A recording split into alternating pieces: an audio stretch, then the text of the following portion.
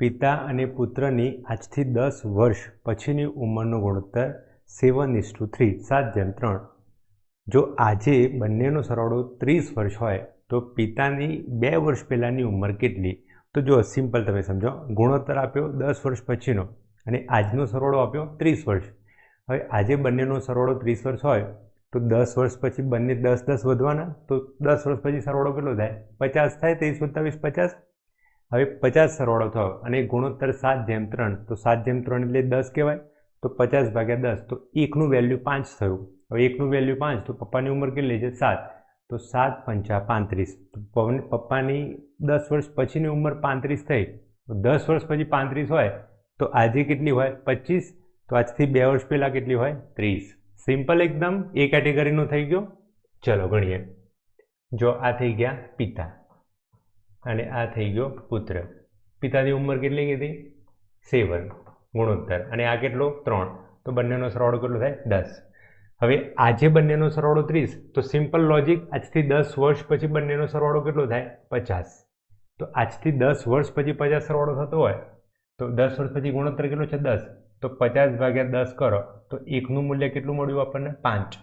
જો 1નું મૂલ્ય 5 હોય તો 7 × 5 = 35, તો આ થઈ ગયું 35। છોકરો થઈ જવાનો 5 × 3 = 15, તો 15 વર્ષનું। હવે પિતા 35 વર્ષના ક્યારે? 10 વર્ષ પછી। તો આજે પપ્પા કેટલા હોય? 25 વર્ષના હોય, અને આપણને પૂછ્યું 2 વર્ષ પહેલાં, તો પપ્પા હોય 23 વર્ષના। દિમાગને ગમે એ રીતે સમજતા જાઓ, ગણતા જાઓ, મજા આવશે। ઓકે। ચોરસની લંબાઈમાં 10% વધારો થાય તો તેના ક્ષેત્રફળમાં કેટલા ટકા ફરક પડવાનો? ગામવાળા ટકાના દાખલા, ચક્રવૃદ્ધિ વ્યાજ બધું સરખું જ હતું, અને એનું કનેક્શન કરવાનું છે આપણે ભૂમિતિ ઉપર। જોઈએ, સમજીએ। 2 વાર 10% આવ્યું, કારણ કે ચોરસની લંબાઈ હોય તો ક્ષેત્રફળ શું થાય? લંબાઈ ગુણ્યા પહોળાઈ, પણ ચોરસમાં તો બંને સેમ જ રહેવાનું, તો લંબાઈ ગુણ્યા લંબાઈ, L² થવાનું। હવે 2% આપ્યા, 10, તો સિમ્પલ ચક્રવૃદ્ધિ વ્યાજમાં શું થતું? 100ના 10%, 100ના 10%, તો સાદું વ્યાજ 20 થાય, પણ આ 21 થવાનું, તો સિમ્પલ 21 જવાબ આવવાનો। જૂના દાખલા જોશો તો હું જે બોલ્યો સમજાઈ જશે, પણ છતાં આની સમજ મળે કેવી રીતે થયું આ? તો જુઓ, આ એક ચોરસ હોય, રાઈટ? હવે એની આપણે લંબાઈ સમજી લઈએ 10 હોય, તો આ 10 જ થવાનું, તો એનું ક્ષેત્રફળ કેટલું થાય? લંબાઈ ગુણ્યા પહોળાઈ, બધું સરખું જ અહીંયા, તો એનું જૂનું ક્ષેત્રફળ 100 થયું। પણ જો એમાં 10% વધારો થાય તો 10ના 10% કેટલા થાય?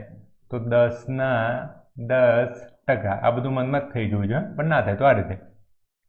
તો 1 વધવાનું, તો 1 વધ્યું, તો હવે નવું લંબાઈ કેટલું થયું? 11, તો આ 11 થાય તો આ પણ 11 જ થવાનું।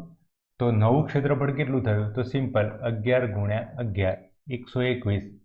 હવે જૂનું ક્ષેત્રફળ હતું 100, નવું ક્ષેત્રફળ 121, તો 21%નો વધારો થાય। આ બધા દાખલા મોડે જ થાય। ધીમે ધીમે તમે મગજ સમજી એ રીતે બધા વિષયો ભણશો ને તો બધા ન્યુરોન્સ એટલા બધા એક્ટિવેટ થઈ જવાના ને કે તમે તરત જ જોઈને કહી શકશો કે અચ્છા ટકાનું પેલું આવ્યું, મન જ બજાઈ જવાની, તમારા સબકોન્શિયસ લેવલે જતું રહેશે આ બધું, રાઈટ? મિલતે હૈ। તો દાખલો ગણીએ। રીઝનિંગ મેથ્સ કરતાં સરળ, પણ એમાં તમે જેટલું ધ્યાન રાખીને પ્રેક્ટિસ કરી હશે ને એટલું તમને ખ્યાલ આવી જશે કે ભાઈ આમાં શું સેટ થવાનું। ગણીએ આપણે। દાખલા તરીકે 5 5 વચ્ચે ગેપ કેટલું? 0। અહીંયા ગેપ કેટલું? 6। અહીંયા ગેપ કેટલું? 6। અહીંયા ગેપ કેટલું? 20। તો શું બની રહ્યું છે? તો જુઓ, 1નો વર્ગ ઓછા 1 0 થઈ જવાનું, 2નો વર્ગ વત્તા 2 6 થઈ ગયું, 4 + 2, તો અહીંયા શું આવશે? 3નો વર્ગ ઓછા 3, તો 3નો વર્ગ 9, 9 ઓછા 3 6, તો સેમ અહીંયા પ્લસ આવવાનું, 4નો વર્ગ વત્તા 4, તો 4નો વર્ગ 16, 16 + 4 20, તો સિમ્પલ અહીંયા શું આવશે? તો 5નો વર્ગ ઓછા 5, 5નો વર્ગ 25, 25માંથી 5 કાઢો તો 20, તો અહીંયા જવાબ આવી જવાનો આપણો 57, રાઈટ? તો તમે વિચારો 57 પછી શું થવાનું? રીઝનિંગ કમ્પેરેટિવલી સરળ, પણ એના માટે તમે ધ્યાનથી પ્રેક્ટિસ કરજો, ધીમે ધીમે આગળ વધજો તો મજા આવશે। જેટલું અહીંયા મેન્ટલ એક્સરસાઇઝ થયેલી હશે ને એટલું આ બધું જ સરળ થઈ જવાનું। ઓકે, મળીએ। ટેબલ અને ખુરશી 5000 રૂપિયામાં ખરીદ્યા અને બંને વેચી માર્યા। બંને વેચ્યા, એમાં ટેબલ ઉપર ફાયદો થયો 12% અને ખુરશી ઉપર નુકસાન ગયું 8%, તો ટેબલની મૂળ કિંમત કેટલી? અને બંનેમાં કોઈ નફો નુકસાન જતું નથી, મતલબ વેચ્યું તો પણ આપણને 5,000 રૂપિયા જ મળ્યા. તો ઘણીવાર ઘણા લે છે આ દાખલા. સિમ્પલ. પહેલાં શું વિચારવાનું? તો 5,000 હોય તો 2500 તો એક 2500થી વધુ હશે, એક 2500થી ઓછું હોય. 2500થી ઓછાવાળી કિંમત કઈ હશે? તો જેમાં નફો થતો હોય. સમજ પડી ગયું? જો ઓપ્શનમાં જુઓ 2500થી ઓછું દેખાય તો તરત જવાબ થઈ જવાનો, પણ એનાથી ઓછા 2-3 ઓપ્શનો. તો હવે વિચારો શું થાય? તો એક 12% અને બીજું 8%. તો 12 ભાગ્યા 8 કરો તો 4 તરી 12, 4 દુ 8. તો એક 3 આવ્યું, એક 2 આવ્યું. તો ટોટલ કેટલું થવાનું? 5. હવે ટોટલ 5 થયું તો 5,000 ભાગ્યા 5 કરો તો એકનું મૂલ્ય 1000 મળવાનું. હવે એકનું મૂલ્ય 1000 મળ્યું તો 2 બરાબર 2000 ને 3 બરાબર 3000. હવે નફાવાળી વસ્તુ કઈ છે? જે પૂછીએ તો ઓછું હોય નફાવાળું, તો 2000 જવાબ આવવાનો. સિમ્પલ. હવે આજ આપણે એલિગેશનની મેથડથી કરીએ તો શું થાય? તો ટેબલ અને ખુરશી. ટેબલમાં 12, ખુરશીમાં 8, કશું નફો નુકસાન થતું નથી તો 8 અહીંયા આવી ગયા, 12 અહીંયા આવી ગયા.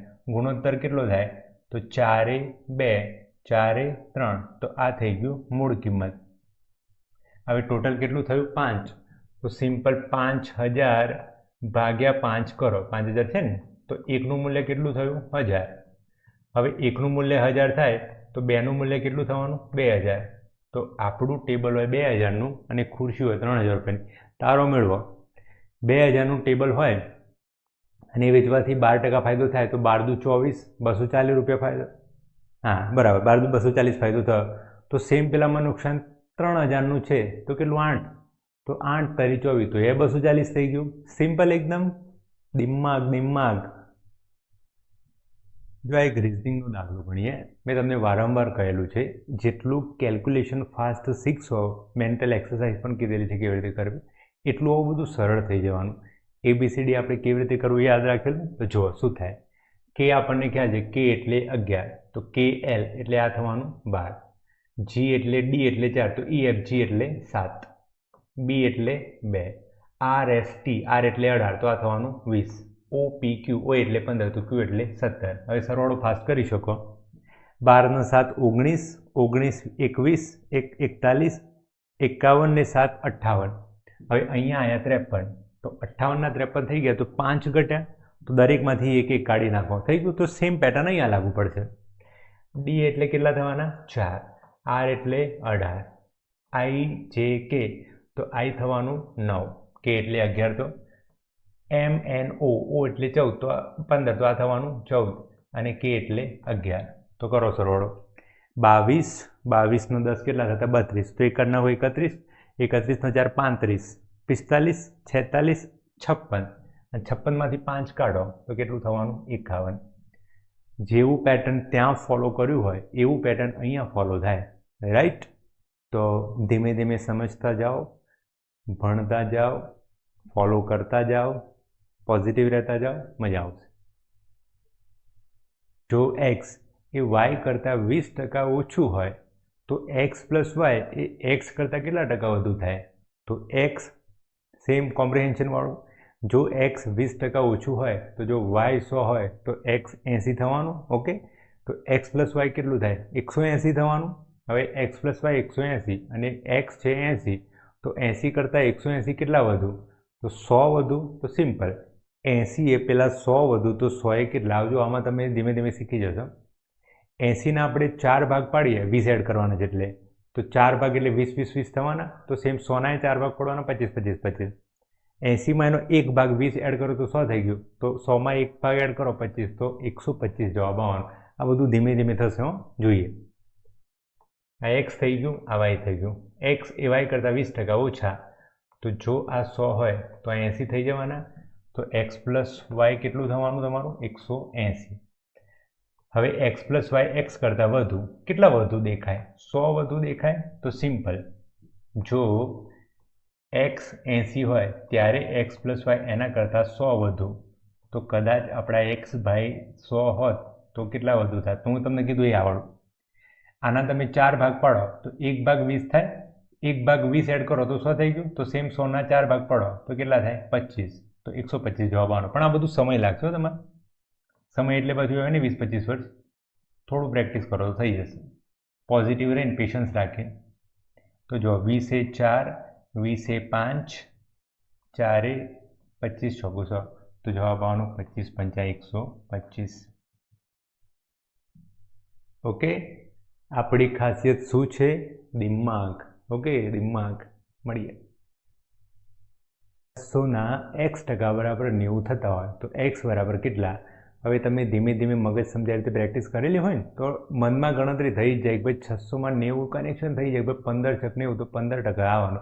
પણ નથી થતું અને છતાં મગજ સમજાય રીતે ગણવું કેવી રીતે ગણાય? તો જો સિમ્પલ, 600 એટલે 100% થવાનું અને 600ના અમુક ટકા 90 થયા તો 100માંથી અમુક 90 હોય તો આપણે આ રીતે સ્ટેપ મૂકીએ કે જો 600 બરાબર 100 થતા હોય તો 90 બરાબર કેટલા થવાના? આ રીતે થાય ડાયરેક્ટ. 600 બરાબર મેઇન ટકા એના કેટલા? 100. તો 90 તો કંઈક ટકા છે તો એ કેટલા? તો સિમ્પલ 90 ગુણ્યા 900 ભાગ્યા 600. મીંડું ગયું, 15 છક 90, તો જવાબ આવવાનો 15%. એકચ્યુઅલમાં આ બધા સસ્તા જ દાખલા છે, પણ ક્યાંક આપણો ડર, ગોખવાનો પ્રયત્ન, હૈસો મહેનત, ટેસ્ટ ઉપર વધુ ફોકસ, આવી બાબતોના કારણે રહી જવાતું હોય. બાકી તમે થોડી પ્રેક્ટિસ કરશો ને તો આવા બધા દાખલા સરળ હોય છે. ઓકે, મળીએ. ગણ્યા કેલેન્ડરનો દાખલો. 24 એપ્રિલ 1911ના દિવસે કયો વાર હશે? તો સિમ્પલ એકદમ. શું કરવાનું આમાં? તો પહેલું ફોકસ કરવાનું 1911. તો આખા વર્ષ કેટલા થવાના? 1910. હવે 1900માં 1600, 300 અને 10. 1600 એટલે એક્સ્ટ્રા દિવસ કેટલા? 0. 300 એટલે તો પેલું હતું ને 100 એ 5, 200 એ 3, જ્યારે 300 એ 1, 400 એ 0. તો અહીંયા એક્સ્ટ્રા દિવસ થવાનું 1. 10માં એક્સ્ટ્રા દિવસ કેટલા? તો 10માં લીપ વર્ષ કેટલા આવવાના? તો 10 ભાગ્યા 4 કરો તો 4 દુ 8 તો 2. તો અહીંયા લીપ યર 2 આવવાના. તો ટોટલ એક્સ્ટ્રા દિવસ કેટલા થયા? 12. હવે 12 એક્સ્ટ્રા દિવસને શું કહેવાય? તો 12 ભાગ્યા 7 તો શેષ વધી 5. તો અહીંયા 5. તો ટોટલ અહીંયા એક્સ્ટ્રા દિવસ થયા 6. રાઈટ? હવે અહીંયા આવી જઈએ. ચલો, 24/4 તો જાન્યુઆરી, ફેબ્રુઆરી, માર્ચ, એપ્રિલ. હવે લીપ યરને 1911. તો અહીંયા એક્સ્ટ્રા દિવસ 3, 31 એટલે અહીંયા 0. માર્ચમાં 3 અને આમાં 24 આપ્યા. 7 તારીખ 21. તો અહીંયા એક્સ્ટ્રા દિવસ કેટલા થયા? 3. તો 3 ને 3 6 9. તો અહીંયા એક્સ્ટ્રા દિવસ થયા 2. તો 6 ને 2 8. તો એક્સ્ટ્રા દિવસ થયો 1. સિમ્પલ. સોમવારે જ આવવાનો. તમે તમારા કેલેન્ડરમાં ચેક કરજો તો આ દિવસે સોમવાર જ હશે કન્ફર્મ. રાઈટ? મળીએ. આવો રિઝનિંગનો દાખલો પૂછાય કે કલાક કાંટો 3:30 વાગ્યાથી 5:20 સુધીમાં કેટલો ખૂણો આંતરવાનો? તો સિમ્પલ, 3:30 થી 5:30 ગણીએ તો 2 કલાક થાય. હવે 1 કલાક એટલે 30 ડિગ્રી, તો 2 કલાક એટલે 60 ડિગ્રી થવાનું. પણ આમાં 10 મિનિટ ઓછી. હવે 10 મિનિટ ઓછી તો 1 મિનિટ એટલે અડધો ડિગ્રી કહેવાય. તો 10 મિનિટ એટલે 5 ડિગ્રી કહેવાય. તો 60માંથી 5 ઉડાડો તો 55 ડિગ્રી જવાબ આવવાનો. સિમ્પલ એકદમ. ચલો, શું કરવું આમાં? તો 3:30 થી 5:30 કરો તો 2 કલાક થાય. હવે 1 કલાક એટલે 30 ડિગ્રી, તો 2 કલાક એટલે 60 ડિગ્રી. પણ આમાં 10 મિનિટ ઓછી, તો 10 મિનિટ કાઢી નાખો. તો 1 મિનિટ એટલે અડધી ડિગ્રી, તો 10 મિનિટ એટલે 5 ડિગ્રી. તો ઉડાડો તો 55 ડિગ્રી જવાબ આવવાનો. દિમાગ કેવી રીતે સમજે એવી રીતે તમે પ્રોસેસ કરશો ને ભણવાની તો બધા વિષયો એવા પપ્પુ જેવા થઈ જવાના. ઓકે, મળીએ. સિમ્પલ એકદમ. A B. તો એ થવાનું 50% ઓછા. તો આ 100 હોય તો આ 50 થઈ જવાનું. તો બંને સરવાળો કરો A પ્લસ B તો એ કેટલું થાય? 150. હવે B A પ્લસ B કરતાં કેટલું ઓછું? 50 ઓછું. તો મૂકો, જો A પ્લસ B 150 હોય તો છતાં B 50 ઓછું, તો આ 100 હોત તો આ કેટલું થાત? તો 100 ગુણ્યા 50 ભાગ્યા 150. 50 એ 3, 3 3 9, 3 3 9, 33.3% થાય. રાઈટ? સિમ્પલ એકદમ. મળીએ. આ દાખલો, માતા તથા પુત્રીની 5 વર્ષ પહેલાં એટલે ભૂતકાળમાં ઉંમરનો ગુણોત્તર 3:1, 3:1. જો આજે બંનેનો સરવાળો 42 વર્ષ હોય તો 11 વર્ષ પછી ભવિષ્યમાં ગુણોત્તર કેટલો? તો જો સિમ્પલ સમજો, 3:1 ગુણોત્તર આપ્યો ભૂતકાળમાં 5 વર્ષ પહેલાં, અને આજે બંનેનો સરવાળો કીધો 42 વર્ષ. જો આજે સરવાળો 42 વર્ષ હોય તો 5 વર્ષ પહેલાં જતા રહો, તો બંનેમાંથી 5 વર્ષ નીકળી જાય તો સરવાળો કેટલો થઈ જવાનો? 32. હવે બંનેનો સરવાળો 32 થયો. જ્યારે ગુણોત્તર 3:1 તો 4, તો 32/4 કરો તો 8 ચોકું 32. તો 1નું મૂલ્ય 8 આવ્યું. તો છોકરીની ઉંમર થવાની 8 અને મમ્મીની ઉંમર થવાની 24. મળી ગયું 8 24. હવે ભવિષ્યમાં 11 વર્ષ પછી, તો આજથી મતલબ 5 વર્ષ પહેલાંથી આજે આવો તો એ 5 અને 11 16 વર્ષ પછીની વાત કરી ટોટલ. હવે છોકરીની ઉંમર 8 અને મમ્મીની 24, તો 24માં તમે 16 એડ કરો તો 40 થવાનું, અને 8માં 16 એડ કરો તો 8 તરી 24 થવાનું. તો 40 અને 24 મળ્યું, તો 8 તરી 24, 8 × 40, 5:3 જવાબ આવવાનો. એ કેટેગરીનો થઈ ગયો દાખલો. ગણીએ. સિમ્પલ એકદમ. જો આ માતા, આ પુત્રી, ગુણોત્તર 3:1, તો સરવાળો કેટલો થવાનો? 4. હવે આ ક્યારનું? 5 વર્ષ પહેલાં. તો આજે સરવાળો 42 હોય તો 5 વર્ષ પહેલાં 10 કાઢ નાખો તો 32 થાય. તો સરવાળો 5 વર્ષ પહેલાં 32 થયો. 5 વર્ષ પહેલાં તો 32/4 કરો તો 1નું મૂલ્ય 8 મળવાનું. તો આ 8 થઈ ગયું અને 8 તરી 24 થઈ ગયું. આ 5 વર્ષ પહેલાંની વાત કરું છું. તો આજે બંનેની ઉંમર 5 એડ કરો તો છોકરી કેટલી થઈ જાય? 5 એડ કરો તો 13, અને આ કેટલું થઈ જાય? 29. તો આજે આટલી ઉંમર મળી. 11 વર્ષ પછી એડ કરો તો અહીંયા 11 વર્ષ પછી તો આ થઈ જવાનું 24, અને આ થઈ જવાનું 40. તો આપણને આ ગુણોત્તર પૂછ્યો. તો જવા દો. 8 × 5 = 40, 8 તરી 24. તો જવાબ આવવાનો 5:3. અમુક વાર દાખલો દેખાય અઘરો, પણ જો તમે દિમાગ સમજે એવી રીતે પ્રેક્ટિસ કરી હોય, દિમાગમાં નાખ્યું હોય, તો પછી એપ્લાય બે રીતે થવાનું. બહુ મસ્ત રીતે. ઓકે, મળીએ. 15,000 રૂપિયા બે બેંકમાં મૂક્યા, SBIમાં અને HDFCમાં. SBIમાં 4% સાદા વ્યાજે 3 વર્ષ માટે, જ્યારે HDFCમાં 6% ચક્રવૃત્તિ વ્યાજે 2 વર્ષ માટે મૂક્યા. તો બંનેનો તફાવત કેટલો? તો જો સિમ્પલ સાદું વ્યાજ હોય 4%નું 3 વર્ષ માટે, તો 100 રૂપિયા મૂકો તો 4 તરી 12, તો 12 રૂપિયા વ્યાજ થાય. જ્યારે 100 જ રૂપિયા મૂકો તમે HDFCમાં ચક્રવૃત્તિ વ્યાજે, તો એમાં 6%, તો 6%, 6% 2 વર્ષ માટે, તો 12 થવાનું. પણ આપણને 6નું એ 6% મળવાનું, તો 6નું 6% એટલે 0.36 થાય. તો પેલું 12 રૂપિયા હતું સાદું વ્યાજ, આ 12.36 થાય. તો ફરક 0.36નો જ પડ્યો. તો સિમ્પલ 100 રૂપિયા એ 0.36નો ફરક, તો 15,000 કેટલો? તો સિમ્પલ 15,000ના 0.36%. આટલું ખાલી સ્ટેપ મૂકવાનું થાય. જોઈએ. જો એક SBI થવાનું અને બીજું થવાનું HDFC, રાઈટ?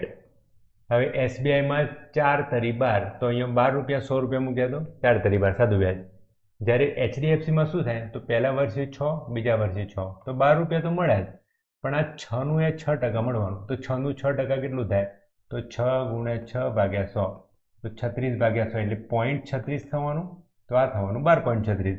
તો ફરક કેટલો પડ્યો? તો સિમ્પલ 0.36નો પડ્યો. પણ આ ક્યારે? 100 રૂપિયા મૂકો તો લખો. જો 100 રૂપિયા મૂકો તો 0.36નો ફરક, તો 15,000 રૂપિયા મૂકો તો કેટલો ફરક પડવાનો? તો સિમ્પલ આપણે શું કરવાના હતા? 15,000ના 0.36% અને 0.36ના 100 અહીંયા આવી ગયા. સિમ્પલ 3 મીંડા ઉડી ગયા. 15 × 6 = 90, વધી આવી 9, 15 તરી 45, 54/10. તો સિમ્પલ જવાબ આવવાનો 54 રૂપિયા. ઓકે, જેટલું દિમાગથી સમજો એટલું દરેક સબ્જેક્ટમાં મજા આવવાની. ઓકે, મળીએ. 11,000 રૂપિયાનું 9%ના સાદા વ્યાજે 1 વર્ષ અને 4 મહિનાનું વ્યાજ કેટલું? ઓકે, તો સિમ્પલ આમાં શું થાય? આખા વર્ષનું વ્યાજ 9% થવાનું. તો 11,000ના 9% કેટલા થાય? તો 11 × 9 = 99, 990 રૂપિયા થયા. હવે 4 મહિનાનું વ્યાજ, તો આખા વર્ષનું 990 મળ્યું, તો આખા વર્ષમાં 12 મહિના, તો 4 મહિના ક્યારે થાય? 3 ભાગ પાડો. તો 990ના 3 ભાગ પાડો, તો 990/3, તો 330 થવાનું. તો પેલું 990ના 330, તો 900, 300, 1200, 90, 30 એટલે 120, 1320 રૂપિયા જેવું વ્યાજ થાય. ઓકે, સમજીએ શું થયું. તો આમાં તો કોઈ વાંધો નહીં. હવે 11,000 રૂપિયાનું 9%, તો આ વ્યાજ કેટલું થાય? તો 11 9 990. હવે 990 વાર 90 વ્યાજ એ 12 મહિનાનું, તો 4 મહિના, તો 12 મહિનાના 4 મહિના ક્યારે થાય? તો 3 ભાગ પાડો. તો સિમ્પલ 990ના 3 ભાગ પાડો, તો 990ના 3 ભાગ પાડો તો એક ભાગ કેટલો થાય? 330 થાય. તો સિમ્પલ આ 990 અને એક ભાગ 330, તો 0 12 વધી 1 અને 12 1320 રૂપિયા થાય. સિમ્પલ એટલી સમજ. તો આ ના ગુણોત્તર એટલે ગોખવાનો ના ગુણોત્તર કે 100ના 3/4 આવું બધું ના હોય. સમજવાનું હોય કે ભાઈ 4 મહિના ક્યારે થાય? તો 12ના 3 ભાગ પાડો, 4 4 4 તો 4 મહિના થાય. તો 12ના 3 ભાગ પાડો તો સામે પક્ષે 990ના 3 ભાગ પાડવાના. 900ના 3 ભાગ થાય 300 300 300. તો સિમ્પલ 990ના 330 330 330. કદાચ તમને એવું કીધું હોત એક વર્ષ 8 મહિનાનું કેટલું? તો 3 જ ભાગ પાડવાના. 330 330 330 પણ 2 ભાગ લઈ લેવાના. તો 330 300 660. આ રીતે સમજાય. ઓકે, મળીએ. જો આ એક ઘડિયાળનો ખૂણાવાળો દાખલો આપ્યો તો સમજીએ શું થાય આમાં. 3:20 થી 6:12 સુધીમાં કલાક કાંટો કેટલો ખૂણો કાપવાનો? તો આ રીતે કરી શકાય. 3:20 થી 6:20 સુધી જઈએ તો 3 કલાક થવાના. ઓકે, હવે 1 કલાક એટલે 30 ડિગ્રી કાપવાનો, તો 3 કલાક એટલે 90 ડિગ્રી થયું. હવે એમાં આપણે 8 બધા લઈ લીધા, 8 મિનિટ. તો 8 મિનિટ, હવે વિચારો કલાક એટલે 30 ડિગ્રી, મતલબ 60 મિનિટ એટલે 30 ડિગ્રી, તો અડધું થઈ ગયું. તો 8 મિનિટ એટલે 4 ડિગ્રી થવાનું. તો 90 જવાબ આવ્યો તો 4 કાઢો તો 86 ડિગ્રી જવાબ આવવાનો. સિમ્પલ એકદમ. અથવા આમાં શું કરી શકો તમે સમજવા માટે, જેટલું સમજો એટલો ફાયદો થાય. તો 4 થી 6 તો આ 2 કલાક થાય. તો 2 કલાક એટલે કેટલા ડિગ્રી થાય? તો કલાક કલાક 30 30, તો આ 60 ડિગ્રી થાય. ઓકે, હવે આપણે 4 વાગ્યા સુધી પહોંચ્યા તો 3:20 થી 4 જવું હોય તો કેટલી મિનિટ ખૂટવાની? 40 મિનિટ ખૂટવાની. 6:12 તો કેટલી મિનિટ થઈ? 12 મિનિટ. હવે આ 20 મિનિટ એટલે કેટલા ડિગ્રી થાય? અડધી 20 ડિગ્રી. 12 મિનિટ એટલે કેટલા ડિગ્રી થાય? તો 6 ડિગ્રી. તો 20 60 ને 20 80, 80 ને 86 ડિગ્રી. સિમ્પલ એકદમ. જેટલું તમારો કન્સેપ્ટ ક્લિયર હોય, ઘૂઘરા જેવો કન્સેપ્ટ હોય અને એમાં એ કોન્ફિડન્સ આવી ગયો અને એમાં કેલ્ક્યુલેશન કરતા ગયા, બહુ હેવી નથી પહોંચવાનું, તો એટલી મજા આવી જવાની તમારે. જે આપણા 30માંથી મેનેજ થાય એવા 24 25 26 દાખલા આવવાના એ તમે બહુ ઓછા સમયમાં કરી શકશો. ઓકે, બરાબર. ટેટ 1માં પૂછાયો હતો એવો આ દાખલો થયો. એક પાસું જે સમઘન પાસું હોય એનું માપ આપ્યું 2 મીટર. હવે આવા પાસાને તમારે એક બોક્સમાં ગોઠવવાના છે અને બોક્સનું માપ આપ્યું 10x20x2. તો એવડા મોટા બોક્સમાં કેટલા પાસા સમાવાય? સિમ્પલ એકદમ. તો જો શું થાય. પાસું એટલે સમઘન, તો સમઘનનું કદ કેટલું થાય? તો 2 × 2 × 2 એટલે 2 નો ઘન 8 થવાનું. તો 8 મીટર ક્યુબ થયું. હવે આવા અમુક પાસા, તો બધું કદ થઈ જવાનું. 1 કેરી એટલે 1 કિલો, 10 કેરી એટલે 10 કિલો. તો આ ટોટલ કદ થવાનું. અને આ ટોટલ કદ એ આખા બોક્સમાં આવી જવાનું. તો 10 × 20 × 2 કરો તો 10 × 20 એટલે 200, 200 × 2 એટલે 400. તો આપણા બોક્સનું કદ કેટલું થાય? 400 મીટર ક્યુબ. સિમ્પલ એકદમ. તો અહીંયા જવા દો આ બાજુ. આ એમ ક્યુબ તો ઉડી જવાનું. અથવા આમ કરો 8 × 5 = 40 તો એ વાંધો નહીં. આમ કરો તો એ વાંધો નહીં. 8 × 5 = 40, તો જવાબ આવવાનો 50. એક આવડું બોક્સ હોય, મોટું બોક્સ આવવાનું મીટરનું, એટલે સમજો આવડું પાસું હોય તો આટલું કદ હોય, તો એવા 50 કદ કરો તો આટલું થવાનું અને એવડા બોક્સમાં સમાઈ દેવાનું. સિમ્પલ એકદમ. જો આ એક સમજ ધરાવો ને તમે, તો ટેટમાં તમને આ નહોતું આપ્યું, સંખ્યા આપી હતી, કશું બી 3 પેરામીટર હોય એમાંથી 2 આપ્યા હોય, 1 શોધવાનું હોય, એ 2 ગમે તે આપ્યા હોય. ઓકે, બઢિયા. x એ yના 60% છે, તો x + y એ x કરતાં કેટલા ટકા વધુ થાય? તો ઘણીવાર આપણે આવા દાખલા ગણ્યા, તો મૂકી દો x અને y. x એ yના 60%, હો, અહીંયા વત્તા ઓછા નથી આપ્યું. તો y 100 હોય તો x 60 થાય. મળી ગયું. x એ yના 60%. તો x + y કેટલું થવાનું? 160 થવાનું. ઓકે, હવે જુઓ. તો x + y એ x કરતાં કેટલા વધુ થાય? તો કેટલા વધુ દેખાય છે તમને? 100 વધુ દેખાય ને? 60 એ 100 વધુ. તો મૂકો સ્ટેપ. જો x 60 હોય તો x પ્લસ વાય 100 વધુ. કદાચ આ 40 હોત તો કેટલા વધુ થાય? અરે ક્યાં 40 હોય? કદાચ આ 100 હોય તો કેટલા વધુ થાય? તો 100 ગુણ્યા 100 ભાગ્યા 60. 20 એ 3, 20 પંચા 100, તો 500 ભાગ્યા 3. 500 ભાગ્યા 3 ને શું કહેવાય? 3 એકા 3, 2 0, 3 6 18, 3 6 18, 166.6. સિમ્પલ એકદમ.